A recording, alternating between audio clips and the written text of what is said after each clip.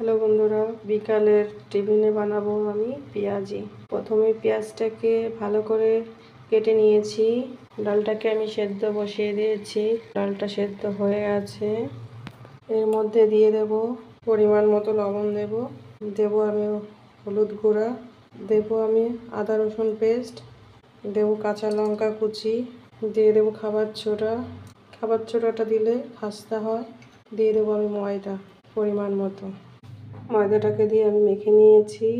এবার এর মধ্যে আমি ডালটা দিয়ে দেবো, সেদ্ধ করা ডাল মটরের ডাল আমি সেদ্ধ করে নিয়েছি। ডালটাকে দিয়ে ভালো করে আমি মেখে নেব। ডালটা দিয়ে আমি এইভাবে মেখে নিয়েছি। কড়াইতে বসিয়ে দিয়েছি তেল। এইবার পেঁয়াজিটাকে ছেড়ে দেবো।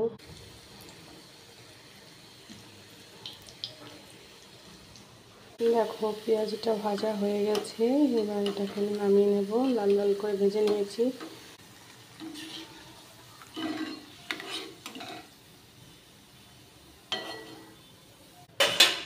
বাকি পেঁয়াজিগুলো আমি এইভাবেই ভেজে নেব।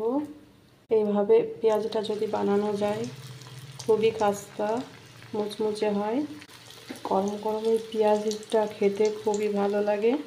রেডি হয়ে গেছে আমার গরম গরম পেঁয়াজি। তোমাদের যদি ভালো লাগে কমেন্ট করে জানিও। গরম গরম এই পেঁয়াজিটা খেতে খুবই ভালো লাগে।